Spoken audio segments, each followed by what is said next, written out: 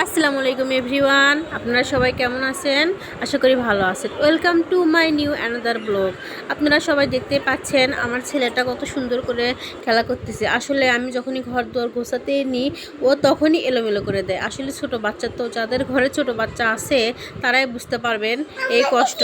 এই তো কথা বলতে বলতে আমি আমার রুমটাও সুন্দরভাবে গুছিয়ে নিয়েছি। আপনারা দেখতেই পাচ্ছেন। এর মধ্যে রাতের বেলা ওর বাবাও চলে এসেছে। ওর জন্য প্রতিদিন কিছু না কিছু আনতে হবে, তাছাড়া তো আমার বাবাটার চলবেই না। তো বাবা কত কিছু নিয়ে এসেছে দেখে বাচ্চাটা আমার একদম খুশি হয়ে গিয়েছে। দেখতে পাচ্ছি কত রকমের বিস্কিট নিয়ে এসেছে, এতেও একদম খুশি হয়ে গেল। তো খুশিতে সে দেখুন ছুঁড়ে ছুঁড়ে ফেলে দিচ্ছিল। এবং আমি রাতের খাবারের জন্য, বৃষ্টি হচ্ছে যেহেতু রাতের খাবার তৈরি করতে হবে, বৃষ্টির দিনে কিন্তু খিচুড়ি হলে মন্দ হয় না বলেন। তো আমি একটু ভুনা খিচুড়ি করে নিচ্ছিলাম ছোলা বুট পোলাওয়ের চাল দিয়ে। এখানে আমি সুন্দরভাবে রেডি করে নিয়েছিলাম পোলাওয়ের চালের খিচুড়ি। তো আপনারা ভালো লাগলে পাশে থাকবেন, লাইক কমেন্ট শেয়ার করবেন। আল্লাহ।